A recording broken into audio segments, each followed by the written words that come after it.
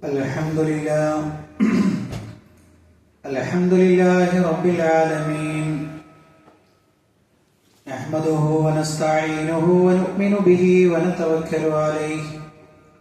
Wa na'udhu billahi min shururi anfusina wa min sayyiati a'malina. Man yahdihillahu fala mudilla lahu wa man yudlil falan tajida lahu waliyyan murshida.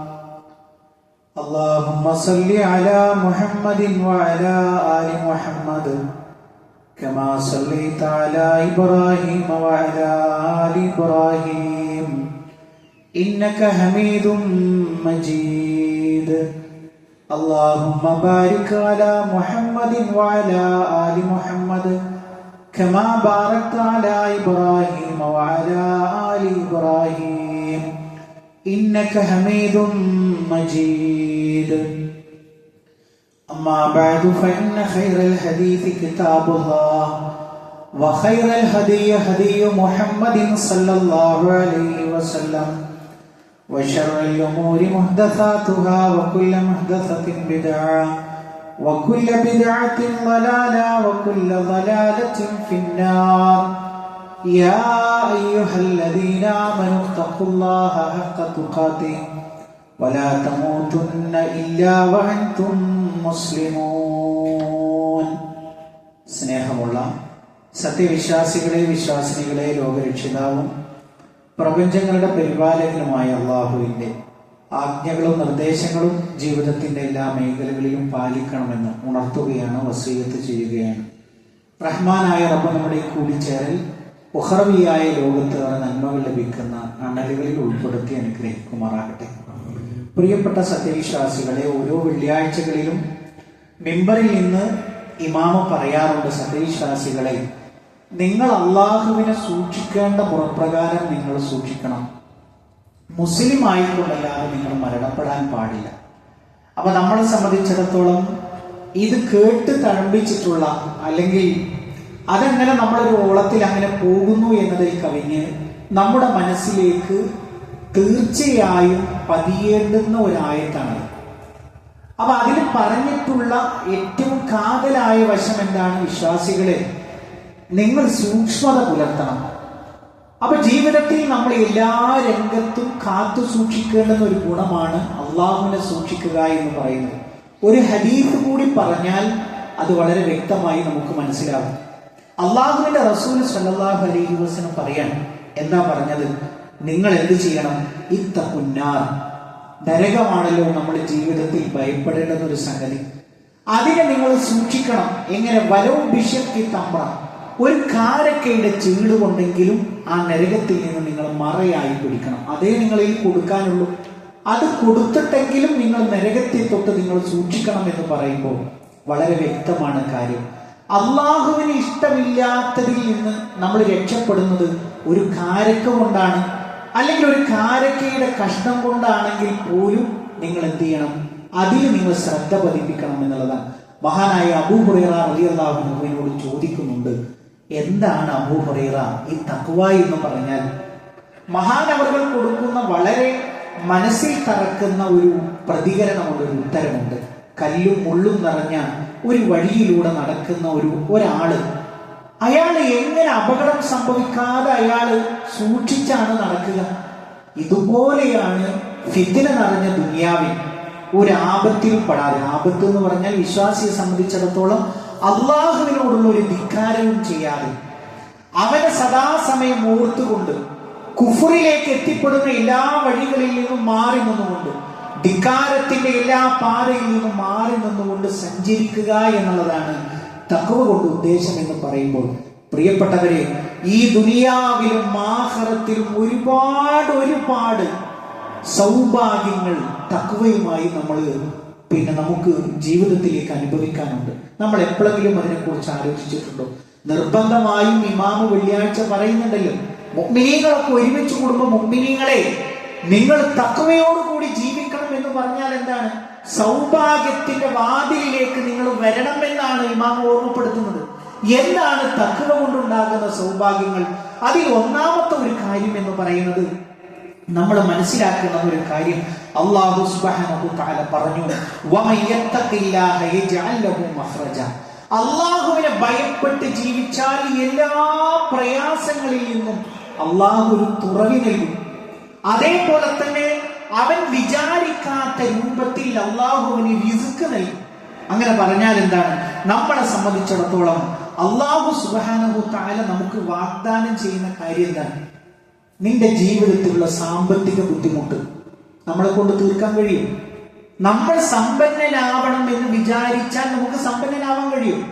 അങ്ങനെയാണെങ്കിൽ ദുനിയാവിൽ ഒരാളും പാവപ്പെട്ടവരായിട്ടുണ്ടാവില്ല. ഇവിടെ നമ്മൾ മനസ്സിലാക്കേണ്ടുന്ന ഒരു കാര്യം, അള്ളാഹു നമുക്ക് ഓഫർ നൽകുക. സാമ്പത്തികമായ ബുദ്ധിമുട്ട്, അതേപോലെ തന്നെ നിന്നെ ബാധിക്കുന്ന രോഗം, അതേപോലെ തന്നെ കുടുംബത്തിൽ ഉണ്ടാകുന്ന പ്രശ്നം. ഓരോ മനുഷ്യന്മാർക്കും മാനസികമായ വിഷമങ്ങൾ വ്യത്യസ്തരാണ്. ഇപ്പൊ ഒരാളിൽ തന്നെ ഒന്നിലധികം മാനസികമായ പ്രശ്നങ്ങൾ ഉണ്ടാകും. അള്ളാഹു പറയുകയാണ്, അതിൽ നിന്നൊക്കെ പുറത്തു കടക്കാനുള്ള വഴിയാണ് തഖ്വ എന്ന് പറയുന്നത്. രണ്ടാമത്തെ ഒരു കാര്യം അതുമായി ബന്ധപ്പെട്ട് സൂചിപ്പിക്കുവാനുള്ളത്, അള്ളാഹു പറയുന്നത് എന്താണ്? നീ വിചാരിക്കാത്ത വഴി എന്ന് പറഞ്ഞാൽ എന്താ? ഒരിക്കലും നിന്റെ ജീവിതത്തിൽ അങ്ങനെ ഒരു വഴി ഉണ്ടാവുമെന്ന് വിചാരിച്ചിട്ടുണ്ടാവില്ല. അങ്ങനെയാണ് അള്ളാഹ് അതിലൂടെയാണ് നിന്നെ കൊണ്ടുപോയിട്ട് പുറത്തു കൊണ്ടുവരിക. ആ പ്രശ്നം തീർക്കാൻ ഒരിക്കലും നീ പ്രതീക്ഷിക്കാത്തതോ സ്വയം ചിന്തിക്കാത്തതോ ആയ ഒരു വഴി അള്ളാഹ് തെരഞ്ഞെടുക്കും. അപ്പൊ നിങ്ങളെ മനസ്സിൽ ഇങ്ങനെ കുറെ നമ്മൾ കടന്നു വന്ന പ്രയാസങ്ങളിൽ നിന്ന് രക്ഷപ്പെട്ടു വന്ന വഴികൾ ഓർമ്മ ഉണ്ടാകും. അതാണ് അള്ളാഹു അത് തഖ്വയുള്ളവർക്ക് കൊടുക്കുന്ന ഒരു ഭാഗ്യം. അള്ളാഹു അത്തരക്കാര്യം നമ്മൾ ഉൾപ്പെടുത്തി അനുഗ്രഹിക്കുമാറാകട്ടെ. രണ്ടാമത്തെ ഒരു കാര്യം എന്ന് പറയുന്നത്, പ്രിയപ്പെട്ടവരെ, അള്ളാഹു നമ്മുടെ ജീവിതത്തിലെ പ്രയാസകരമായ കാര്യങ്ങൾ എളുപ്പമാക്കി തരുന്നു. രണ്ടാമത്തെ ഒരു കാര്യം, അല്ലാഹു സുബ്ഹാനഹു തആല യുസ്റിനെ, ഏതൊരു വിഷയം നമ്മൾ എടുത്താലും അത് നമുക്ക് എളുപ്പമാക്കി തരും. അങ്ങനെ പറഞ്ഞാൽ എന്താണ്? ഇപ്പൊ നമുക്കറിയാം, നമ്മളുടെ പല കാര്യങ്ങൾ പഠിക്കുന്ന വിദ്യാർത്ഥികളുണ്ടാകും, അതേപോലെ തന്നെ ജോലി ചെയ്യുന്ന ആളുകളുണ്ടാകും, സാമ്പത്തിക കാര്യം, ഇങ്ങനെ എല്ലാ മേഖലകളിലും ബുദ്ധിമുട്ടുകൾ കുറച്ചു തരുമെന്നാണ്. ഇപ്പൊ നമുക്കറിയാലോ, ഒരു കുടുംബജീവിതം മുന്നോട്ട് കൊണ്ടുപോകുമ്പോൾ ഉണ്ടാകുന്ന പ്രതിസന്ധികൾ, ഒരു ജോലി മുന്നോട്ട് കൊണ്ടുപോകുമ്പോൾ ഉണ്ടാകുന്ന പ്രതിസന്ധികൾ, അള്ളാഹു ഇതിലൊക്കെ എന്ത് ചെയ്യും? നമുക്ക് ബുദ്ധിമുട്ടുകളെ കുറച്ചു തരുന്നതാണ്. എന്തുണ്ടെങ്കിലും നിങ്ങൾ തഖ്വയോടുകൂടി ജീവിക്കുന്നുവെങ്കിൽ അള്ളാഹു നിങ്ങൾക്ക് ബുദ്ധിമുട്ടുകളെ കുറച്ചു തരുമെന്നുള്ളത്. അപ്പൊ പ്രിയപ്പെട്ടവരെ, ആ വിഷയം നമ്മൾ പ്രത്യേകമായി മനസ്സിലാക്കണം. മൂന്നാമത്തെ ഒരു സൗഭാഗ്യം എന്ന് പറയുന്നത്, അള്ളാഹു നാഫിയായ ഇൽമ് നമുക്ക് പ്രദാനം ചെയ്യുന്ന. ഇസ്ലാമിന്റെ കണ്ണിൽ എല്ലാ അറിവും ഒരുപോലെയല്ല. പിന്നെയോ ഇസ്ലാമിന്റെ കണ്ണിലെ നാഫിയായ ഇൽമ് എന്ന് പറയുന്നത് ഇഹലോകത്തും പരലോകത്തും അവന് ഗുണം ചെയ്യുന്ന അറിവിനെയാണ് ഇസ്ലാം ഇൽമു നാഫി എന്ന് പറയുന്നത്. അതിലെന്തൊക്കെ ഉൾപ്പെടും? ഖുർആൻ. ആ ഖുർആനിന്റെ പഠനം, അത് ഓതാനുള്ള ഒരു മനസ്സുണ്ടാവും. നമ്മുടെ വീട്ടിൽ എത്രപാലും മുസാഫ് ഉണ്ട്. പല ആളുകളും ഇപ്പോൾ ഹജ്ജൊക്കെ കഴിഞ്ഞു വന്ന ആളുകൾ അവര് വീട്ടിലേക്ക് വരുമ്പോൾ ഈ മുസാഫ് ഇവിടെ ഇരിക്കട്ടെ, അല്ലേ? ഇഷ്ടംപോലെ മുസാഫുണ്ട്, പക്ഷെ അത് ഓതാൻ ആളില്ല. ആ അവസ്ഥ ആലോചിച്ചു. നമുക്ക് ഓതാൻ അറിയാത്തതാണോ? അല്ല. എന്നാൽ ഒരു കൃത്യമായ ഒരു സമയം ബെഡിലേക്ക് നമ്മൾ രാത്രി കിടക്കുന്നതിന് മുമ്പ് ഒരു ജുസ് ഓതിയിട്ട്, അതിന് എത്ര തിരക്കാണെങ്കിലും അത് എഴുന്നേറ്റ് ഓതാനുള്ള ഒരു മനസ്സ്, അത് വല്ലാത്തൊരു ഭാഗ്യമാണ് പ്രിയപ്പെട്ടവർ. അത് ആ മനുഷ്യൻ അള്ളാഹു ഇട്ടുകൊടുക്കുന്ന. അവൻ എവിടെ പോയാലും അവൻ അതിങ്ങനെ വിടാതെ പഠിച്ചു, ഞാൻ അത് ഓതിയിട്ടില്ലല്ലോ. അങ്ങനത്തെ ഒരു സംഗതി അള്ളാഹു തഖ്വയുള്ള മനുഷ്യന്മാർക്ക് ഇട്ടുകൊടുക്കും എന്നുള്ളതാണ്. അതേപോലെ തന്നെ നമ്മളെ സംബന്ധിച്ചിടത്തോളം ഒരാളോട്, അങ്ങനത്തെ എത്ര മനുഷ്യന്മാരുണ്ടെന്ന് അറിയും. നമുക്ക് സ്വകാര്യമായിട്ട് മെസ്സേജ് അയക്കും. എന്താ മെസ്സേജ്? ഞാൻ ആ വർത്താനം പറഞ്ഞപ്പോ എനിക്കത് എന്തോ ഒരു സുഖമില്ലായ്മ തോന്നി, നിങ്ങൾ എന്തെങ്കിലും ഉണ്ടെങ്കിൽ പുറത്തു വരുന്നുണ്ട്. അങ്ങനത്തെ ഒരു നിഷ്കളങ്കതയെ കുറിച്ച് ആലോചിച്ചു. നമുക്കങ്ങനെ തോന്നുന്നുവെങ്കിൽ പ്രിയപ്പെട്ടവരെ, അത് നമ്മുടെ തഖ്വ കൊണ്ടുണ്ടാകുന്ന ഒരു മഹാഭാഗ്യം. അതായത് ഒരു മനുഷ്യൻ, ഇപ്പോ അങ്ങനത്തെ ചില മനുഷ്യന്മാരെ കാണാൻ കഴിയുന്നത്, എന്തെങ്കിലും ഒരു വർത്തമാനം കൊണ്ട് പാളിപ്പോയോ, പാളിച്ചകൾ ആർക്കും സംഭവിക്കുമല്ലോ, അങ്ങനെ കഴിഞ്ഞാൽ വേഗം പോയിട്ട് മാപ്പ് ചോദിക്കുക. അങ്ങനത്തെ ഹൃദയത്തിന്റെ ഉടമകളാക്കി തീർക്കും എന്നുള്ളതാണ്. അത് മാത്രമല്ല പ്രിയപ്പെട്ടവരെ, നമുക്കൊക്കെ എത്രയോ അറിവുകൾ നമുക്ക് ലഭിച്ചിട്ടുണ്ട്, പക്ഷെ അതുകൊണ്ട് അമല് ചെയ്യുന്ന എത്ര പേരുണ്ട് എന്നുള്ളത് ഞാനും നിങ്ങളും ഒക്കെ ആലോചിക്കണം. ഒരു കാര്യം, നമുക്ക് ഇൽമിന്റെ കുറവല്ല, ആ ഇൽമ കൊണ്ട് നമ്മൾ അമൽ ചെയ്യുന്നത്, അപ്പോഴാണ് ആ അറിവ് നാഫിയായി തീരുന്നത്. അങ്ങനെ നാഫിയായ ഇൽമിലേക്ക് അല്ലാഹു തഖ്വ കൊണ്ട് ചില മനുഷ്യന്മാർക്ക് എന്ത് ചെയ്യും, അവർക്ക് തുറവി കൊടുക്കും എന്നുള്ളതാണ്. നാലാമത്തെ ഒരു കാര്യം എന്ന് പറയുന്നത്, പ്രിയപ്പെട്ടവരെ, നമ്മളെ സംബന്ധിച്ചിടത്തോളം കണ്ണുകൊണ്ട് കാണുന്ന കാഴ്ചയല്ല, പിന്നെയോ അല്ലാഹു ആ മനുഷ്യന്മാർക്ക് ചില ഉൾക്കാഴ്ചകൾ നൽകുന്നതാണ്. തഖ്വയുള്ള ആളുകളെ സംബന്ധിച്ചിടത്തോളം അല്ലാഹു എന്ത് ചെയ്യും, അവന്റെ ഹൃദയത്തിന് സത്യത്തെ തിരിച്ചറിയാനുള്ള വെളിച്ചം നൽകും. ഇപ്പൊ ചില മനുഷ്യന്മാർക്ക്, ഇപ്പൊ നമുക്ക് ദുനിയാവിൽ അനുഭവപ്പെടുന്ന ഒരു അവസ്ഥ, ഇതിൽ സത്യേത അസത്യേത എന്ന് തിരിച്ചറിയാനുള്ള ഒരു വഴി ഉണ്ടാവില്ല. അപ്പൊ കൂടിക്കലർന്നിട്ടാ വരും. പക്ഷേ മുത്തഖികളായ ആളുകൾക്ക് അല്ലാഹു ഇത് രണ്ടും ഇങ്ങനെ ഒരു രണ്ട് പാത്രത്തിൽ വെച്ചാൽ എങ്ങനെ ഉണ്ടാവും, അങ്ങനെ വേർപ്പെടുത്തി കൊടുക്കും. അവന് പറയുന്നത് അത് എനിക്ക് വേണ്ട, അല്ലെങ്കിൽ അതിലേക്ക് ഞങ്ങളില്ല, അല്ലെങ്കിൽ അതിലേക്ക് ഞാൻ വരില്ല. ഈ ഒരു കൃത്യമായ ഒരു ഫുർഖാൻ തഖ്വയുള്ള ആളുകൾക്ക് ഒരു തീരുമാനമെടുക്കുമ്പോൾ അല്ലാഹു ഇഷ്ടപ്പെടുന്ന വഴി ഏതാണ് എന്നുള്ളത് വളരെ വ്യക്തമായി അയാൾക്കിന്റെ ദിശ തിരിച്ചു. അതാണ് മുത്തഖികളുടെ യോഗ്യത എന്നുള്ളത് പ്രമാണങ്ങളുടെ വെളിച്ചത്തിൽ നമുക്ക് കാണാൻ കഴിയും. അഞ്ചാമത്തെ ഒരു കാര്യം, പ്രിയപ്പെട്ടവരെ, അള്ളാഹുവിന്റെ ഇഷ്ടം കിട്ടും, അവന്റെ മലായിക്കത്തുകളുടെ ഇഷ്ടം കിട്ടും. അള്ളാഹു ഒരു അടിമയെ ഇഷ്ടപ്പെട്ടാൽ ജിബ്രീലിനെ വിളിക്കും. ജിബ്രീലിനെ വിളിച്ചിട്ട് പറയും, ഞാൻ ഇന്ന വ്യക്തിയെ ഇഷ്ടപ്പെട്ടിട്ടുണ്ട്, നീയും ഇഷ്ടപ്പെടുക. അപ്പോഴോ ജിബ്രീൽ തിരിച്ചു വന്നിട്ട് മലായിക്കത്തുകളുടെ ലോകത്തോട് വിളിച്ചു പറയും, ദാ അള്ളാഹു ഇന്ന വ്യക്തിയെ ഇഷ്ടപ്പെട്ടിട്ടുണ്ട്, മലക്കുകളെ നിങ്ങളും ആ മനുഷ്യനെ ഇഷ്ടപ്പെടുക. എന്നിട്ട് പ്രവാചകൻ സല്ലല്ലാഹു അലൈഹി വസല്ലം പറയുന്നത് അവന് സ്വീകാര്യത ഉണ്ടാവുന്ന അല്ലേ. ഇപ്പൊ നമ്മൾ ചില ഒരു ബുദ്ധിമുട്ട് മനസ്സിലേക്ക് വന്നാൽ നമ്മളെ മനസ്സിലേക്ക് ചില മനുഷ്യന്മാരുടെ മുഖം ഓർമ്മ വരും. ഓനോടൊന്ന് ദുആ ചെയ്യാൻ വേണ്ടി പറയണം. ആ ഒരു യോഗ്യത നമുക്കുണ്ടാകും. ഏത്? ആ മനുഷ്യൻ ജീവിതത്തിൽ ഒരു തിന്മ ചെയ്തിട്ടില്ല. നമ്മളൊരു വിശ്വാസം അങ്ങനെയാണ്. അള്ളാഹു അയാൾ പറഞ്ഞാൽ സ്വീകരിക്കും. ഇപ്പൊ നമ്മൾ ഉമ്മാനോട് പറയില്ലേ, മങ്ങളൊന്ന് ദുആ ചെയ്യണം, ഞാനിതാ ഒരു സംഗതിക്ക് പോവാൻ, അല്ലെങ്കിൽ ഒരു വഴിക്ക് പോവാൻ, ഉപ്പാനോട് പറയും അല്ലേ, ഭാര്യയോട് പറയും. നമ്മുടെ മനസ്സിൽ ദുആ കൊണ്ട് ഇജാബത്ത് കിട്ടും എന്ന് നമ്മൾ വിചാരിക്കുന്ന ചില മനുഷ്യൻ, അള്ളാഹു ചില ആളുകൾക്ക് അങ്ങനത്തെ ഒരു സ്വീകാര്യത കൊടുക്കുമെന്ന് പ്രമാണം കൊണ്ട് നമുക്ക് തെളിയണം. അള്ളാഹു ചില മനുഷ്യന്മാരെ തഖ്വ കൊണ്ട് ഉയർത്തും, സ്വീകാര്യത കൊടുക്കും ജനങ്ങൾക്കിടയിൽ. അത് അള്ളാഹു സ്വർഗീയ ലോകത്തിന് മുമ്പുള്ള ചില ബോണസുകളാണ്, നമുക്ക് അധികമായി തരുന്ന ചില ഭാഗ്യങ്ങളാണ് എന്ന് ഹദീസിൽ നമുക്ക് കാണാൻ കഴിയും. അതോടൊപ്പം ആറാമത്തെ ഒരു കാര്യം, തഖ്വയുള്ള മനുഷ്യന്മാരെ അള്ളാഹു കുടുങ്ങാൻ സമ്മതിക്കില്ല. നമ്മൾ എപ്പോഴും പറയാറുള്ള ഒരു ചരിത്രമാണ്, മൂസ നബി അലൈഹിസ്സലാം ബനൂ ഇസ്രായേലിനെ കൊണ്ട് ഓടുക. മുമ്പിൽ ചെങ്കടലാണ്, പിന്നീട് എത്തി നിൽക്കുന്നത്. പിന്നിലോ പിടിക്കാൻ വരുന്ന ഫിർഔനും അവന്റെ കൂട്ടാളികളുമാണ്. അനുയായികൾ പോലും പറഞ്ഞു, മൂസ നമ്മൾ പിടിക്കപ്പെട്ടല്ലോ, നമ്മൾ പെട്ടുപോയി. അപ്പോഴോ മൂസാ നബി അലൈഹിസ്സലാമിന്റെ പ്രതികരണം എന്താ? കല്ലാ ഇന്ന മഅയ റബ്ബി സയഹ്ദി. അങ്ങനെ പറയല്ല. നമ്മളെന്താ, നമ്മളുടെ പ്ലാൻ അല്ല, അല്ലാഹ് പറഞ്ഞിട്ടാ നമ്മൾ ഇറങ്ങിയത്. കല്ലാ ഇന്ന മഅയ റബ്ബി സയഹ്ദി. പിന്നീടുള്ള ചരിത്രം നമുക്കറിയാം. കയ്യിൽ പിടിച്ച വടിക്ക് അങ്ങനെയുള്ള ഒരു അത്ഭുത ശക്തി കൊടുത്തിട്ട് അല്ലാഹ് പറയുന്ന, അടിക്ക് മൂസ, നിന്റെ വടി കൊണ്ടടിക്ക്. സമുദ്രം കത്തൗതിയാവുകയും രണ്ട് പർവ്വതങ്ങളെ പോലെ മാറി നിന്നു. എന്നിട്ടോ നടക്കാൻ പറഞ്ഞു മൂസാ നബി അലൈഹിസ്സലാമയോട്, അനുചരന്മാരോട് നടക്കാൻ പറഞ്ഞു. ഇതൊക്കെ ചരിത്രമല്ലേ, ഖുർആനിൽ നമ്മൾ വായിച്ചിട്ടുള്ളതാണ്. കുടുങ്ങാൻ അല്ലാഹ് സമ്മതിക്കൂല. ഒരു വഴിയല്ലെങ്കിൽ നമ്മൾ തുറക്കില്ല എന്ന് വിചാരിക്കുന്ന, നേരത്തെ ഞാൻ പറഞ്ഞല്ലോ, നമ്മൾ സ്വയം ചിന്തിക്കാത്ത ഒരു വാതിലിലൂടെ അള്ളാഹു നമ്മളെ പുറത്തേക്ക് കൊണ്ടുവരുമെന്നാണ്. എന്താ യോഗ്യത വേണ്ടത്? അള്ളാഹുവിന് ഇഷ്ടമില്ലാത്ത ഒരു കാര്യം ഞാൻ ജീവിതത്തിൽ ചെയ്തിട്ടില്ല പറയാൻ നമുക്ക് സാധിച്ചാൽ ജീവിതം സൗഭാഗ്യപൂർണമാകും, സമൃദ്ധമാകും എന്നുള്ളതാണ് പ്രിയപ്പെട്ടവരെ ആറാമത്തെ ഒരു വിഷയമായിട്ട് പറയാനുള്ളത്. ഏഴാമത്തെ ഒരു കാര്യം, അല്ലാഹു സുബ്ഹാനഹു തആല നമ്മുടെ ജീവിതത്തിലേക്ക് ബർക്കത്തുകളെ കൊണ്ടുവരുന്ന. എന്താ ചില ആളുകളുടെ ബർക്കത്ത് എന്ന് പറഞ്ഞാൽ ചില ആളുകൾ ധരിച്ചിട്ടുള്ളത് എന്ത്? സമ്പത്തിലുള്ള അഭിവൃദ്ധി, കുറേ സമ്പത്ത് ഉണ്ടാകാനാണ്. എന്നാൽ അങ്ങനെയല്ല പ്രിയപ്പെട്ടവരെ. നമ്മളെ സംബന്ധിച്ചിടത്തോളം വരുമാനം കുറവായാലും അതിലൊരു സമാധാനം ഉണ്ടാവാം അല്ലേ. ഇപ്പൊ നമ്മൾ ആലോചിച്ചു, കുറേ ഭക്ഷണം നമ്മുടെ മുമ്പിലുണ്ട്, പക്ഷെ അതൊന്നും നമുക്ക് കഴിക്കാൻ പറ്റില്ലെങ്കിലോ ആ ഭക്ഷണം കൊണ്ട് പിന്നെ എന്ത് കാര്യമുള്ളത്? കുറേ സമ്പത്തുണ്ട്, പക്ഷെ ആ സമ്പത്തൊന്നും നമുക്ക് അനുഭവിക്കാൻ പറ്റില്ല. അത് കുറെ എണ്ണം കേസിൽ കുടുങ്ങി കിടക്കുകയാണ്. കുറെ എണ്ണാണെങ്കിലോ അതവിടെ നിശ്ചലാവസ്ഥയാണ്. ചിലതെണ്ണ ആ മുതലുകൊണ്ട് ഒരു സമാധാനമില്ല. അങ്ങനെയാണെങ്കിൽ മുതലുണ്ടായിട്ട് എന്താ കാര്യം?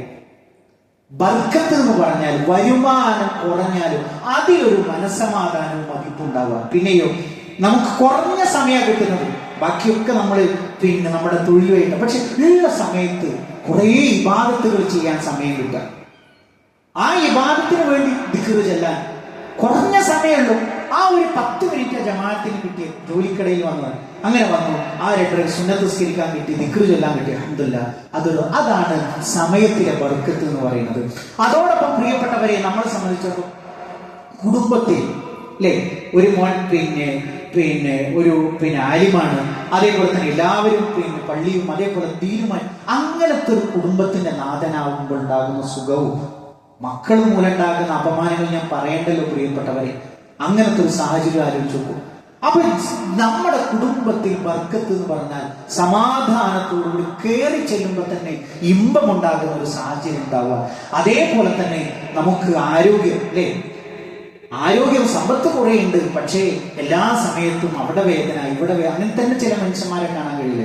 എല്ലാത്തിലും അള്ളാഹു ഒരു ആഫിയത്തുള്ള ഒരു ജീവിതം നൽകുക, ഇതാണ് ബർക്കത്ത്. ആ ബർക്കത്തെ അള്ളാഹു നമ്മുടെ ജീവിതത്തിലേക്ക് കൊണ്ടുവരും. എങ്ങനെയാണെങ്കിൽ തഖ്വയോടുകൂടിയുള്ള ജീവിതമാണെങ്കിൽ എന്നുള്ളത് നമ്മൾ പ്രത്യേകം മനസ്സിലാക്കണം പ്രിയപ്പെട്ടവരെ.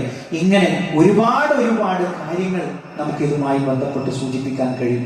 പ്രിയപ്പെട്ടവരെ, നമ്മളെ സംബന്ധിച്ചിടത്തോളം ഈ ഒരു ദുനിയാവിലെ ചില കാഴ്ചകൾ മാത്രമാണ് പറഞ്ഞത്. പരലോകത്തോ ഇതിനേക്കാൾ വലിയ അനുഗ്രഹങ്ങളാണ് തഖ്വയോടുകൂടി ജീവിക്കുന്ന ആളുകൾക്ക് ഉണ്ടാകുന്നത്. അതുകൊണ്ട് വെള്ളിയാഴ്ചയിലെ വെറുതെ ഇരുന്ന ഒരു വർത്തമാനമല്ല യാ അയ്യുഹല്ലദീന ആമനൂ ഇത്തഖുല്ലാഹ്, നിങ്ങൾ അല്ലാഹനെ സൂക്ഷിക്കണം എന്ന് പറയുന്നത് ആ ഒരു ഖുതുബയുടെ പൂർത്തീകരണമാണെങ്കിൽ പോലും അത് നമ്മുടെ ജീവിതത്തിൽ മാറ്റങ്ങൾ ഉണ്ടാക്കണം. അതിന്റെ പിന്നിൽ ഇഹത്തിലും പരത്തിലുമുള്ള സൗഭാഗ്യങ്ങൾ മറഞ്ഞു കിടക്കുന്നുണ്ട് എന്നുള്ളത് നമ്മൾ മനസ്സിലാക്കാൻ വേണ്ടിയിട്ടാണ് ആ വിഷയം നമ്മൾ ഇന്ന് തെരഞ്ഞെടുത്തത്. അതിനനുസരിച്ച് ജീവിക്കാൻ നമ്മൾ ശ്രദ്ധിക്കുക. റഹ്മാനായ റബ്ബ് നമ്മളെ അനുഗ്രഹിക്കുമാറാകട്ടെ.